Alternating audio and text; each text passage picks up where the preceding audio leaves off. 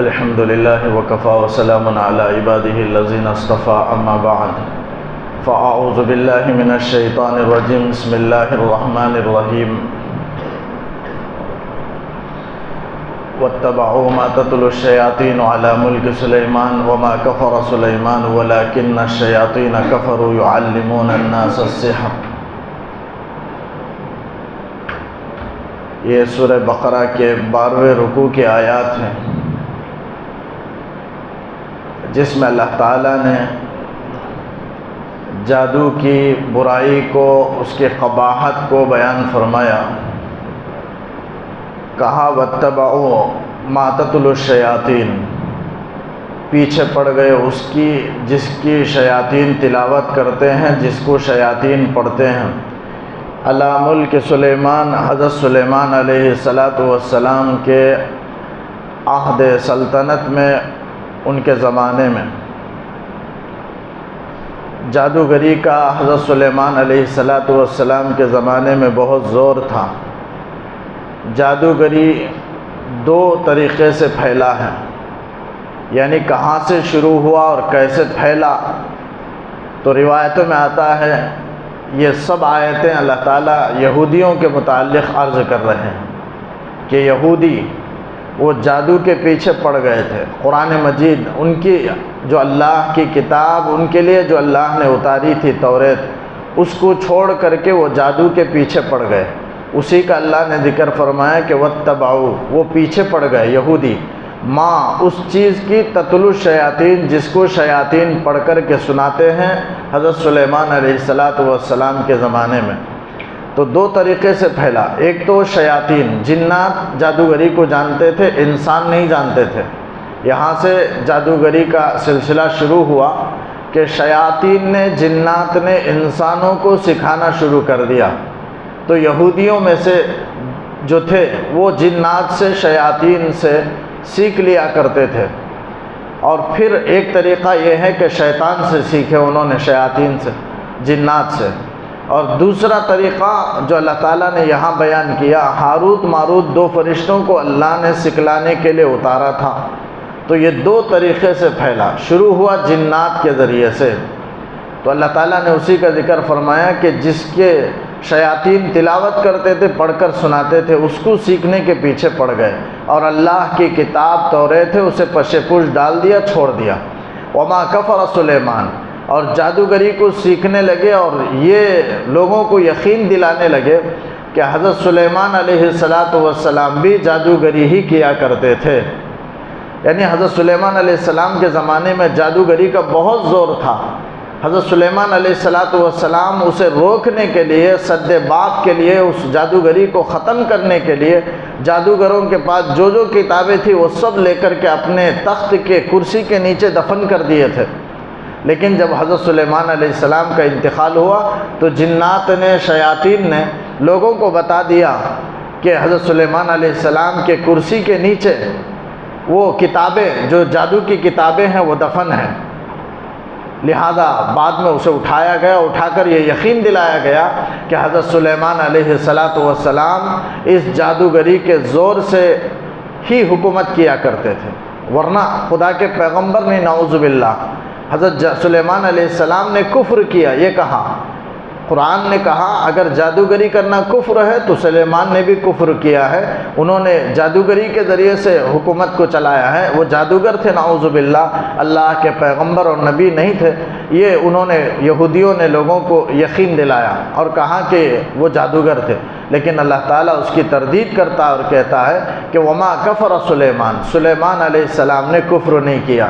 یعنی سلیمان تو نبی تھے، اور نبی سے کفر، اگر جادوگری ہو تو یہ تو کفر ہے، اور نبی سے کفر ہو ہی نہیں سکتا۔ تو قرآن نے صاف انکار کر دیا کہ سلیمان نے کفر نہیں کیا، یعنی انہوں نے جادوگری نہیں کی۔ تو ایک تو قرآن نے واضح کیا کہ سلیمان علیہ السلام جادوگر نہیں ہیں، اور دوسری بات سلیمان علیہ السلام کی اللہ نے برائت ظاہر کر دی کہ سلیمان علیہ السلام اللہ کے پیغمبر ہیں، وہ نعوذ باللہ کافر نہیں ہیں اور ساحر نہیں ہیں۔ وَلَكِنَّ الشَّيَاطِينَ كَفَرُوا، اس سے پہلے میں نے کہا کہ اللہ تعالیٰ نے جادوگری کو کفر سے تعبیر کیا۔ کیوں؟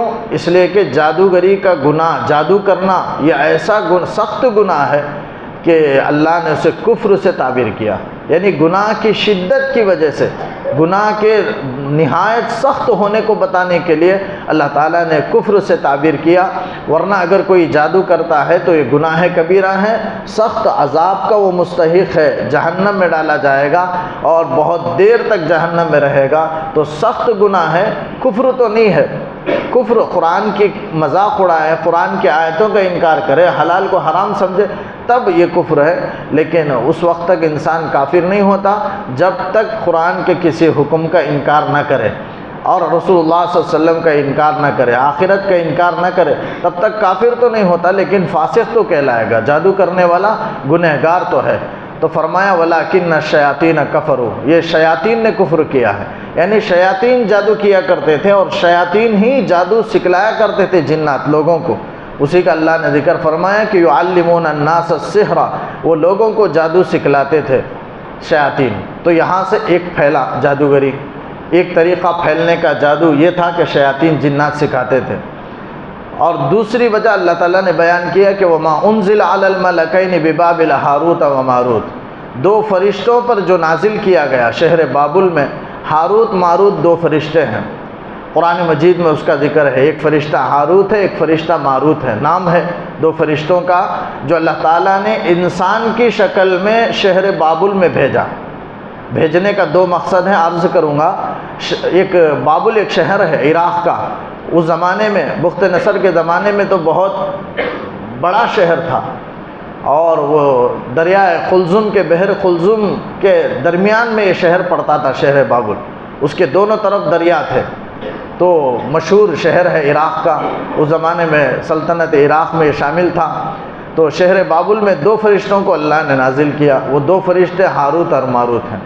قرآن مجید میں چند فرشتوں کا ذکر آیا ہے، نام حضرت جبرائیل علیہ السلام کا، میکائیل علیہ السلام کا نام بھی قرآن میں آیا ہے، ہاروت ماروت کا ذکر بھی ہے، کرامن کاتبین کا بھی ہے، جو نیکی کرنے والا فرشتہ، جو نیکی کرنے والا نیکی کو لکھنے والا فرشتہ جسے کرامن، اور برائی لکھنے والا فرشتہ تو جسے کرامن کاتبین کہتے ہیں، یہ دو فرشتوں کا ذکر بھی، نام بھی قرآن میں آیا ہے۔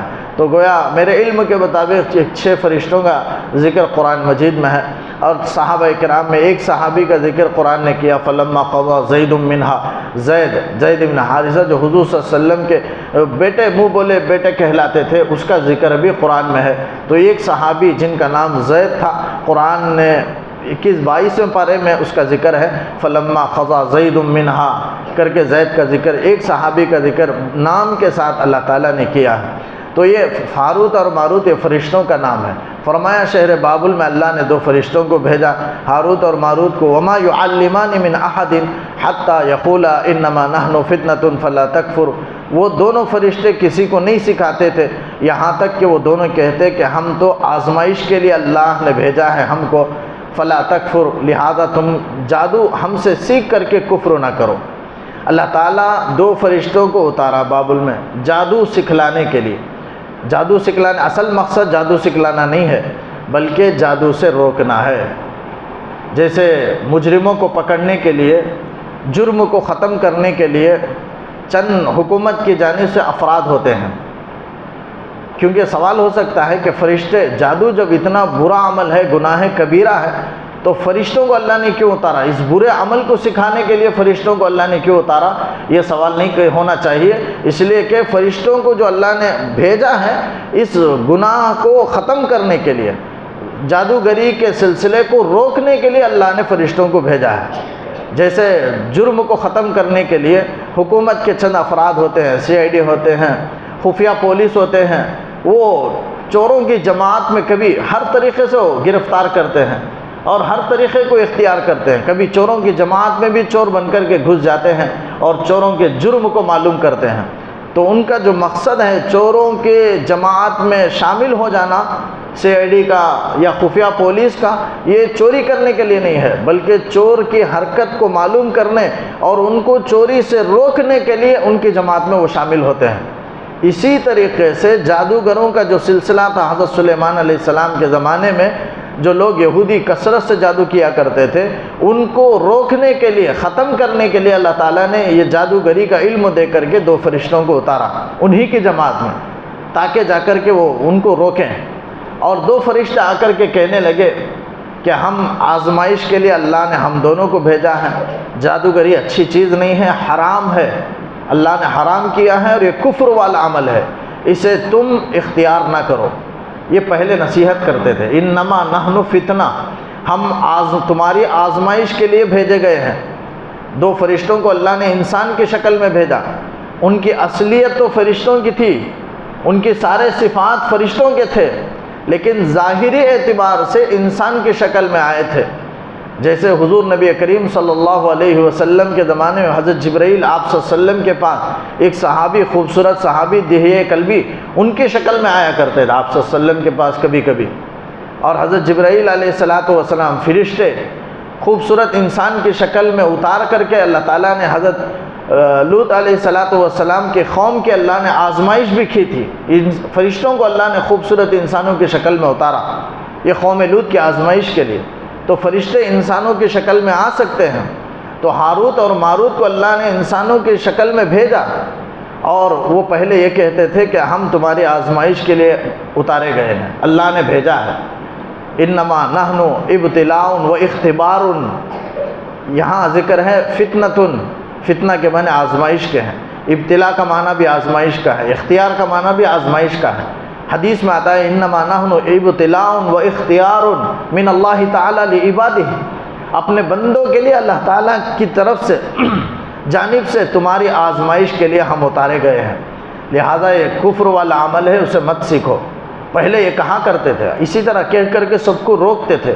جادوگری کے عمل کو ختم کرنے کے لیے 2 فرشتوں کو اللہ نے اتارا، لیکن وہ علم دے کر کے اتارا، چونکہ علم اگر ان کے پاس ہو تو لوگ آئیں گے، اور لوگ جب ان کے پاس آئیں گے تو اس بہانے سے وہ نصیحت کریں گے، اس لیے اللہ تعالیٰ نے وہی علم دے کر کے 2 فرشتوں کو اتارا۔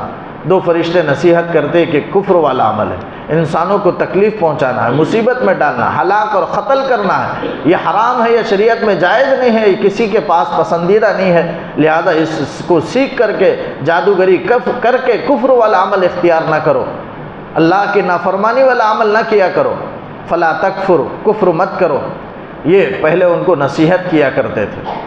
تو اللہ تعالیٰ نے 2 مقصد کے لیے فرشتوں کو اتارا، ایک تو لوگوں کی آزمائش، یعنی اس زمانے کے جو یہودی تھے توریت پر عمل کرتے ہیں یا جادوگری سیکھتے ہیں، اس کی آزمائش کے لیے 2 فرشتوں کو اتارا، امتحان کے لیے، آزمائش کے لیے، کہ وہ پس پش ڈال کر کے قرآن کو، اللہ کی کتاب کو، توریت کو جادوگری سیکھتے ہیں یا توریت کو ترجیح دیتے ہیں۔ یہ آزمائش کے لیے اللہ نے اتارا تھا، ایک مقصد ہے فرشتوں کو اتارنے کا 2۔ اور دوسرا، لوگوں کے درمیان جو مغالطہ ہو گیا تھا جادوگری اور معجزہ کے درمیان میں، اس غلط فہمی کو، اس مغالطے کو دور کرنے کے لیے اللہ نے ہاروت ماروت فرشتوں کو اتارا۔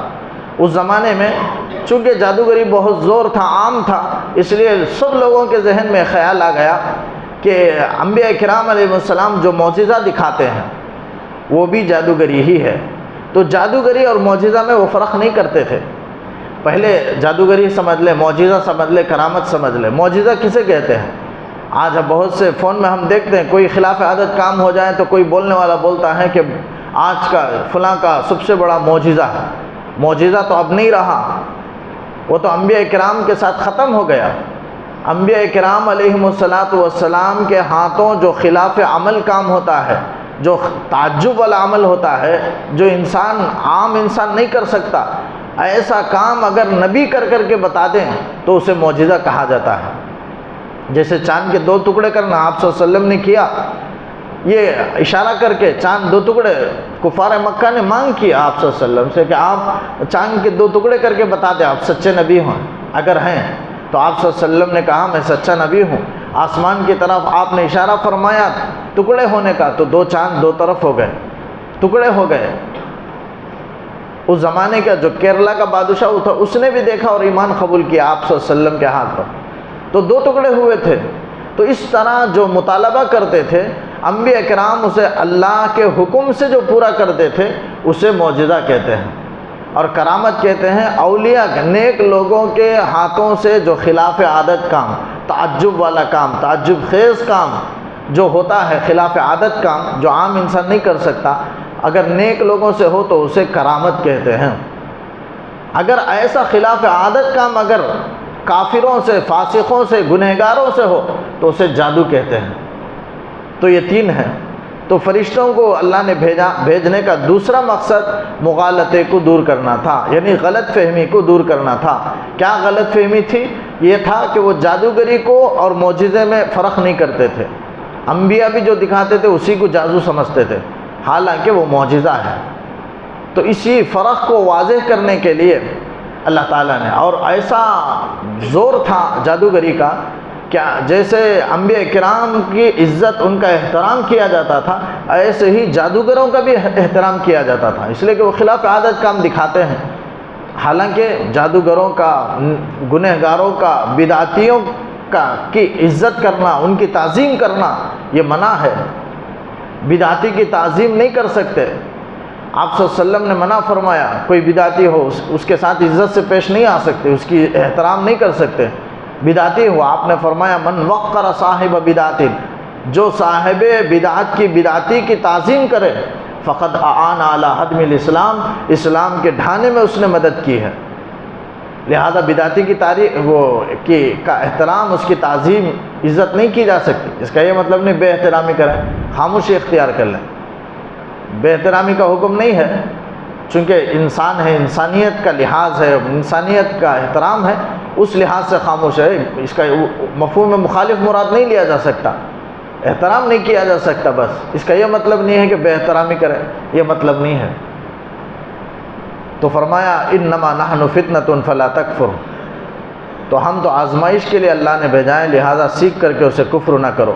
فیتعلمون منہما، تو وہ دو فرشتوں سے اصرار کر کے سیکھتے تھے، ماں ایسی چیز کو یفرقون بہ بین المرء وزوجہ، جس کے ذریعے سے آدمی اور اس کی بیوی کے درمیان تفرقہ ڈال دیا جائے، جدائیگی ڈال دیا جائے، یعنی میاں بیوی کے درمیان وہ جادوگری سیکھ کر کے میاں بیوی کے درمیان تفریق ڈال دیا کرتے تھے، نفرت اور بغض کی دیواریں کھڑا کیا کرتے تھے۔ اسی غرض کے لیے انہوں نے جادوگری کو سیکھا اور سیکھتے تھے۔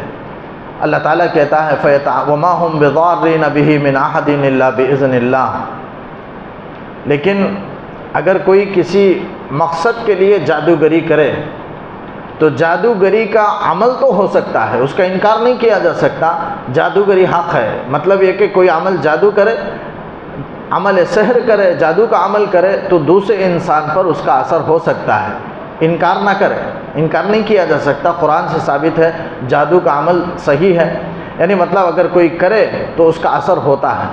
بعض لوگ انکار کرتے ہیں جادو وغیرہ کچھ نہیں ہے، لہذا یہ سب غلط باتیں ہیں، میں نہیں مانتا، یہ غلط ہے، بلکہ قرآن کا انکار ہو جائے گا۔ قرآن کریم آپ صلی اللہ علیہ وسلم پر جادو ہوا، حضرت موسیٰ علیہ السلام کے دل پر اثر ہوا جادو کا، تو طبیعت سے متعلق ہے جادو۔ جادو کا جو عمل ہے وہ انسان کی طبیعت سے متعلق ہے، اور طبیعت انسان کے ساتھ طبیعت ہے ہی تو اثر ہوگا ہی، چاہے وہ اللہ کا پیغمبر ہو، اللہ کے ولی ہو، نبی ہو، کوئی بھی ہو، جادو کا عمل ہو سکتا ہے، انکار نہیں کریں گے۔ حضرت موسیٰ علیہ السلام پر جادوگروں نے جادو کی تو حضرت موسیٰ علیہ السلام کے دل میں اس کا اثر یہ ہوا کہ ڈر پیدا ہونے لگا۔ یخیل الیہ من سحرہم انہا تسعی، حضرت موسیٰ علیہ السلام خیال کر رہے ہیں کہ وہ سانپ ان کی طرف دوڑ کر کے آ رہا ہے۔ جب جادوگروں نے رسی ڈالی، فاوجس فی نفسہ خیفۃ موسیٰ، موسیٰ علیہ السلام اپنے دل میں ڈر محسوس کیے، ڈرنے لگے۔ تو یہ جادو کا اثر ہے، تو جادو کا اثر انسان کی طبیعت پر ہو سکتا ہے، انکار نہیں کریں گے۔ انکار کریں گے تو پھر ان آیتوں کا انکار ہو جائے گا، اور سورہ فلق، سورہ ناس کا انکار ہو جائے گا، اس لیے کہ سورہ فلق کو اللہ تعالیٰ نے سورہ ناس کو کیوں اتارا ہے؟ آپ صلی اللہ علیہ وسلم پر جادو کا عمل ہوا، لبید ابن عاصم نے یا لبید ابن عاصم نے حضور نبی کریم صلی اللہ علیہ وسلم پر جادو کیا، دشمن نے، یہودی نے آپ پر جادو کر دیا۔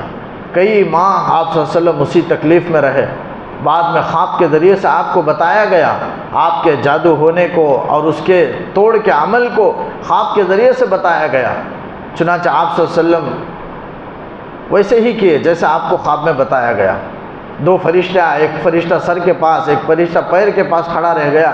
سر والا فرشتہ پوچھنے لگا کہ آپ کو کیا ہو گیا، کیوں طبیعت آپ کی بگڑ گئی؟ تو سر والے فرشتے نے جواب دیا کہ آپ کو جادو ہو گیا۔ پیر والے فرشتے نے کہا کس نے جادو کیا؟ تو سر والے فرشتے نے کہا کہ یہودی لبید ابن عاصم نے آپ پر جادو کیا ہے، اپنی بیٹیوں کے ذریعے سے، اپنی لڑکیوں کے ذریعے سے اس نے کیا ہے، کنگھی دانتوں کی کنگھی کے دانتوں میں اس نے کیا ہے، گھاٹی لگا کر کے کیا ہے، اور فلاں کنویں کے نیچے ہے۔ سب باتیں فرشتوں کے سوال و جواب میں ہوا، آپ صلی اللہ علیہ وسلم کو معلوم ہو گیا فلاں کنویں میں پتھر کے نیچے حضرت علی کو یا کسی صحابی کو، غالباً حضرت علی ہے، بلا کر لے کر گیا۔ آپ نے اس کنویں میں اتارا اور فرمایا کہ پتھر کے نیچے کوئی چیز ہو، کنگھی دانتوں کی کنگھی ہو، اسے اٹھاؤ۔ پھر ایسے نکالا گیا، اس میں 11 گھاٹیاں تھے۔ آپ صلی اللہ علیہ وسلم پر اللہ نے سورہ فلق سورہ ناس اتاری جس میں 11 آیات ہیں، سورہ فلق میں 5 آیات، سورہ ناس میں 6 آیتیں ہیں، اس طرح 11 آیت۔ ہر ایک آیت کو پڑھ کر آپ صلی اللہ علیہ وسلم ایک ایک گھاٹی کھولتے گئے، آپ صلی اللہ علیہ وسلم پر جو جادو کا اثر تھا وہ ختم ہوتا گیا۔ تو اس لیے اللہ نے وہ 11 آیات اتاری ہیں، اور جس پر جادو کا اثر ہو یا کوئی محسوس کر رہا ہو اپنے جسم پر باطل اثرات، تو اس کے لیے چاہیے کہ سورہ فلق سورہ ناس کثرت سے پڑھے، اور سونے سے پہلے ہی پڑھے اور دم کر لے، تو انشاءاللہ چند دنوں کے بعد وہ سارے اثرات اس کے ختم ہو جائیں گے۔ لیکن ہم بھی ایسے ہی ہیں کہ قرآن کو، اللہ کے کلام کو چھوڑ کر کے ہم بھی جس طرح یہودیوں نے توریت کو چھوڑ کر کے جادو کے پیچھے پڑ گئے، اسی طرح ہمارا عمل بھی ہو گیا کہ ہم پورے اللہ کے کلام کو، اس کی تلاوت کو چھوڑ کر کے، اور قرآن کے آیات کی جو فضیلتیں ہیں اسے چھوڑ کر کے ہم عملیات میں لگ گئے اور تعویذ میں لگ گئے۔ بالکل پورا عمل ہمارا یہودیوں والا ہے۔ اللہ تعالیٰ کیوں بیان کر رہا ہے؟ اس امت کے اندر بھی ساری برائیاں وہی پائی جاتے ہیں، اس لیے ان کے طریقے کو، ان کے کردار کو اللہ تعالیٰ بیان کر رہا ہے تاکہ اس برے عمل کو امت محمدیہ اختیار نہ کریں۔ لیکن ہم ہیں کہ اختیار کرتے جا رہے ہیں، عملیات کے پیچھے پڑ گئے، تعویذات کے پیچھے پڑ گئے۔ اللہ تعالیٰ ہم سب کی حفاظت فرمائے۔ آگے اللہ تعالیٰ نے کہا کہ وَمَا هُمْ بِضَارِّينَ بِهِ مِنْ أَحَدٍ إِلَّا بِإِذْنِ اللَّهِ، یہ کسی کو جادوگری کے ذریعے سے نقصان نہیں پہنچا سکتے مگر اللہ کے اذن سے۔ یعنی جادو کا عمل اگر کوئی کرے تو ہوگا، یقیناً برا عمل ہے، لیکن اگر کرے تو ہوگا، لیکن وہ بھی اللہ ہی کے اذن سے، حکم سے۔ کوئی بھی اللہ کے اذن کے بغیر کسی کو کوئی نقصان نہیں پہنچا سکتا۔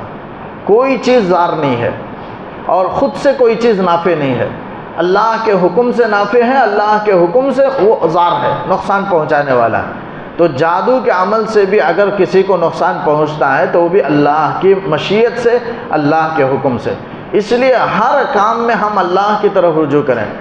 کوئی خیر طلب کرنا ہو اللہ کی طرف رجوع کریں، کوئی ضرر کو ہم سے دور کرنا ہے، اللہ سے، برائی سے، نقصان سے پناہ مانگنا ہے، چھٹکارا حاصل کرنا چاہتے ہیں تو اللہ تعالیٰ کی طرف رجوع کریں، اس لیے کہ ہر چیز کا خالق اللہ ہے اور ہر کام اسی کی مشیت سے ہوتا ہے، تو اللہ کے اذن سے، اس کی مشیت سے ہوتا ہے۔ تو جادو بھی اللہ کی مشیت سے ہوتا ہے، لہذا اللہ تعالیٰ کی طرف رجوع کریں اور اس قرآن حدیث میں جو بیان کیے گئے آیتوں کے فضائل اسے پڑھیں، اسے اختیار کریں، پھر انسان کامیاب ہو سکتا ہے۔ تو جادو میں آدمی خود سے، یہ نہیں ہے کہ کوئی جادو سیکھ لیا تو خدائی اسے مل گئی، خدا کی طاقت اسے مل گئی، جو چاہے وہ کر لے، ایسا نہیں ہوگا، بلکہ اللہ نقصان پہنچا سکتا ہے، لیکن چھوٹے چھوٹے نقصانات پہنچا سکتا ہے جادوگر، بڑے نقصانات نہیں کر سکتا، بلکہ اللہ تعالیٰ کے ارادے سے ہوتا ہے۔ اللہ تعالیٰ کی مشیت سے چھوٹے چھوٹے کام جادوگر کر سکتا ہے، وہ بھی اللہ کے اذن سے ہی۔ اسی طرح کرامت بھی جو اولیاء سے جو صادر ہوتے ہیں وہ بھی اللہ کا فعل ہے، اللہ تعالیٰ کا فعل ہے، اللہ کی مشیت ہے۔ مشیت کے بغیر وہ خود سے اولیاء اللہ بھی کوئی کرامت نہیں دکھا سکتے۔ انبیاء بھی معجزہ جو دکھاتے ہیں وہ اللہ کے اذن سے، اللہ کے فعل سے دکھاتے ہیں۔ اللہ کے چاہے بغیر خود سے اگر وہ دکھانا چاہے، اللہ نہ چاہے تو ہرگز وہ معجزہ نہیں دکھا سکتے، بلکہ معجزے میں کا دکھانا، کرامت کا صادر ہونا اور جادوگری کا عمل کرنا، مؤثر ہونا، یہ سب اللہ کی مشیت سے ہے۔ اللہ کی مشیت کے بغیر مخلوق خود سے نہ نافع ہے، نہ ضار ہے، نہ نقصان پہنچا سکتی ہے، نہ نفع پہنچا سکتی ہے۔ اسی کو اللہ تعالیٰ نے فرمایا وَمَا هُمْ بِضَارِّينَ بِهِ مِنْ أَحَدٍ إِلَّا بِإِذْنِ اللَّهِ وَيَتَعَلَّمُونَ مَا يَضُرُّهُمْ وَلَا يَنْفَعُهُمْ اللہ تعالیٰ کہتا ہے وہ سیکھتے ہیں ایسی چیز کو جو ان کے لیے نقصان دہ ہے اور ان کے لیے کوئی نافع نہیں ہے، نفع دینے والا نہیں ہے، ایسے کام کو وہ سیکھتے ہیں۔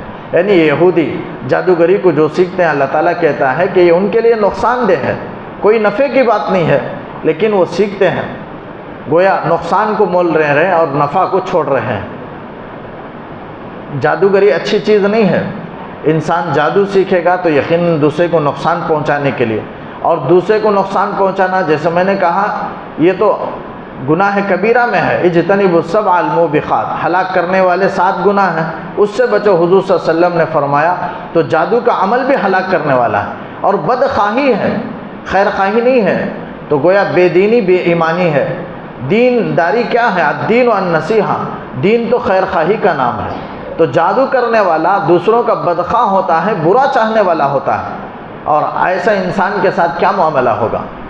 اگر وہ دوسروں کے ساتھ برا چاہے تو اس کے ساتھ اچھا ہو جائے گا؟ ہرگز اچھا نہیں ہوگا۔ دوسروں کے لیے اگر برا چاہے تو خود کے لیے بھی ویسا ہی ہوگا۔ عربی میں مقولہ ہے کما تدین تدان، جیسا تم معاملہ کرو گے تمہارے ساتھ ویسا ہی معاملہ کیا جائے گا۔ تم دوسروں کے ساتھ احترام کا معاملہ کریں گے تو دوسرے تمہاری عزت کریں گے۔ تم دوسروں کا مذاق اڑاتے پھرو اور لوگ تمہاری عزت کریں، نہیں، لوگ بیوقوف سمجھتے ہیں اور پاگل سمجھتے ہیں ایسے شخص کو جو دوسروں کا مذاق اڑاتا رہے اور اپنے آپ کو عقل مند سمجھے۔ تو یہاں اللہ تعالیٰ نے کہا کہ وَيَتَعَلَّمُونَ مَا يَضُرُّهُمْ وَلَا يَنفَعُهُمْ، یقیناً نقصان دہ ہے، اس سے کوئی فائدہ نہیں ہے۔ وہ جادوگری سیکھتے ہیں تو ہمیشہ کے لیے جہنم میں جائیں گے۔ دوسرے کو ہلاک کرنا اور قتل کرنا ہے، اور ہلاک کرنے والے کا گناہ اللہ نے کیا بیان کیا؟ وَمَن يَقْتُلْ مُؤْمِنًا مُتَعَمِّدًا فَجَزَاؤُهُ جَهَنَّمُ خَالِدًا فِيهَا، جہنم ہے اس کی سزا۔ جادوگری دوسرے پر جادو کرے، اس کی سزا دنیا تو گزر جائے گی لیکن آخرت میں وبال اسے بھگتنا پڑے گا، ہمیشہ ہمیشہ کے لیے جہنم، خالداً فیہا فرمایا، ہمیشہ رہے گا، یعنی بہت زمانے تک رہے گا۔ ایسا نہیں کہ ڈالنے کے بعد جو عام مومن ہے اسے جیسے عام چھوٹے موٹے گناہ کو پاک و صاف کرنے کے لیے جیسے تھوڑی دیر کے لیے اللہ تعالیٰ ڈالیں گے، ویسا نہیں ڈالیں گے، بہت زمانے تک۔ سب نکلنے کے بعد بھی پورے مومن نکل کر کے جنت میں پہنچ گئے، جہنم ہی میں جل رہا ہے، زمانہ تک جہنم میں پڑا رہے گا، اس لیے کہ دوسروں کا وہ بدخواہ تھا، خیر خواہ نہیں تھا۔ اس کے ساتھ کہاں خیر خواہی ہوگی؟ اس کے ساتھ تو بدخواہی ہی ہوگی۔ جو جس کے ساتھ جیسا معاملہ کرے گا ویسا ہی پائے گا۔ عربی کا مقولہ ہے کما تدین تدان، ایسا نہیں ہے کہ دوسروں کے لیے برا چاہے اور اس کے لیے اچھا ہو جائے، ایسا ہرگز نہیں ہوگا دنیا میں۔ فرمایا وَلَقَدْ عَلِمُوا لَمَنِ اشْتَرَاهُ مَا لَهُ فِي الْآخِرَةِ مِنْ خَلَاقٍ، یہ یہودی جانتے تھے کہ جس چیز کو وہ سیکھ رہے ہیں یعنی جادوگری، یہ ایسا عمل ہے کہ آخرت میں ان کا کوئی حصہ نہیں ہے، آخرت میں جہنم میں جلنا ہے، یہ جانتے تھے، اس کے باوجود وہ سیکھتے تھے۔ وَلَبِئْسَ مَا شَرَوْا بِهِ أَنفُسَهُمْ، اللہ تعالیٰ اسی کو کہتا ہے کہ کیا ہی بری چیز ہے وہ جس کے بدلے میں انہوں نے اپنے آپ کو بیچ ڈالا، یعنی وہ جادوگری کے بدلے میں انہوں نے اپنی پوری آخرت برباد کر لی۔ ان کے حق میں جو تھا جنت تھی، اللہ کی رضا، جنت کی نعمتیں، عیش و آرام، محلات، سب چیزیں، وہ جادوگری ایک اللہ کی نافرمانی کی وجہ سے وہ ساری چیزیں ان کے مقدر سے ہٹ گئیں، ان کے نصیب میں اب نہیں رہیں۔ تو یہ کیا ہی بری چیز ہے جادوگری، جس کی وجہ سے ان کی ساری اچھائیاں ختم ہو گئیں۔ لو کانوا یعلمون، اگر وہ جانتے تو جادوگری کی کیا حقیقت ہے اور اللہ ماننے پر اللہ کا کیا انعام ہے، دونوں کو جانتے تو پھر جادوگری کو چھوڑ دیتے ہمیشہ کے لیے۔ لیکن انہوں نے عذاب کی شدت کو نہیں جانا، جہنم کی سختی کو انہوں نے نہیں پہچانا، عذاب کو تو پہچانا، جہنم کی سختی کو انہوں نے نہیں جانا، غور نہیں کیا، اور اللہ کی نعمتوں کی طرف انہوں نے توجہ نہیں کی، جس کی وجہ سے وہ جادوگری کے سیکھنے کو پسند کیے۔ اللہ تعالیٰ کہتا ہے لو کانوا یعلمون، یہ سب ہمارے لیے بھی عبرت ہے کہ اللہ کی کتاب کو کوئی چھوڑ کر کے قرآن مجید پس پش ڈال کر کے عملیات میں تعویذ گھنٹے میں آدمی نہ لگ جائے، جیسے بہت سوں کی عادت ہے، کوئی پریشانی آ جائے، طبیعت تو انسان کی بدلتی رہے گی، موسم بدلتا رہتا ہے، ذرا بدن بھاری معلوم ہوا انسان سمجھ جاتا ہے کہ کوئی مجھ پر جادو کر دیا، حالانکہ کوئی بات نہیں رہتی، اور جادوگر کے وہ عملیات میں عاملوں کے پاس پہنچتے ہیں اور وہ بھی سمجھتے ہیں کہ جب اسے خود یقین ہو گیا کہ کچھ ہوا ہے تو وہی بتا دیتے ہیں کہ ہاں کچھ ہوا ہے، اس لیے کہ جاننے والا خود، بیمار شخص وہ خود جانتا ہے کہ مجھ پر ہو گیا، اسے یقین ہے، تو جب اسے یقین ہے اسی لیے آیا ہے، تو دوسرا آدمی اس کے یقین سے بتا دیتا ہے کہ ہوا ہے، حالانکہ وہ اپنے طریقے سے، اپنے عمل سے وہ بعض جانتے ہوں گے، مجھے انکار نہیں ہے، بہرحال اس تفصیل میں جاننا نہیں چاہتا، لیکن اکثر و بیشتر کا یہی حال ہے۔ تو قرآن کو چھوڑ کر کے، اللہ کی کتاب کو چھوڑ کر کے عملیات میں اور تعویذ میں نہ پڑے رہیں۔ وَلَوْ أَنَّهُمْ آمَنُوا وَاتَّقُوا، سب کو چھوڑ کر کے اگر وہ ایمان لاتے اور تقوی اختیار کرتے تو اللہ خیر، تو اللہ تعالیٰ کے پاس ثواب پاتے، بہتر بدلہ پاتے۔ ایمان، تقوی، یہ نیکیاں، یہ اچھائیاں، یہ سب ایسی چیزیں ہیں کہ اللہ تعالیٰ کے پاس بہتر بدلہ ہے۔ دنیا میں نیکی کا بدلہ نہیں ملے گا، ہاں برائیاں دنیا میں مٹ سکتی ہیں، ختم ہو سکتی ہیں، تکلیف کے ذریعے سے یا کسی بھی وجہ سے گناہ ختم ہو سکتا ہے، لیکن نیکیوں کا اجر یہاں نہیں ملے گا، نیکیوں کا اجر آخرت ہی میں ملے گا، اس لیے کہ یہ بھی اللہ کا احسان ہے۔ اسی کو اللہ نے فرمایا من عند اللہ خیر، اللہ کے پاس بہتر بدلہ پائیں گے۔ اللہ تعالیٰ دنیا میں نہیں دیا، اگر دیتا تو اگر نمازوں کے بدلے میں مثلا ایک بہت عالیشان محل اگر دے دے دنیا میں، تو انسان کتنی دیر فائدہ اٹھائے گا؟ 70-80 سال فائدہ اٹھائے گا، اس کے بعد مر کر کے چلا جائے گا، اس کا محل یہیں رہ جائے گا۔ اس لیے اللہ تعالیٰ پورے طریقے سے آدمی فائدہ اٹھائے، اس لیے اللہ تعالیٰ اس کا بدلہ آخرت میں رکھ دیا۔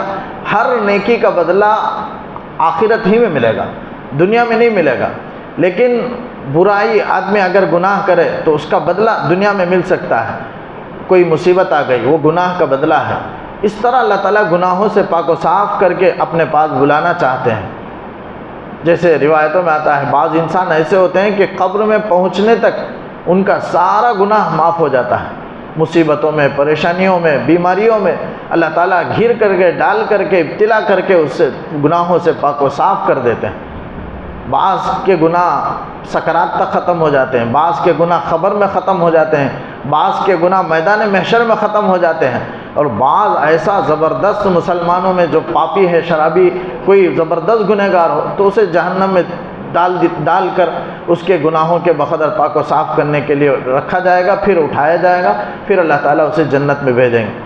تو بہرحال گناہ مٹ سکتے ہیں، لیکن نیکی کا بدلہ وہ اللہ تعالیٰ آخرت ہی میں عطا فرمائیں گے۔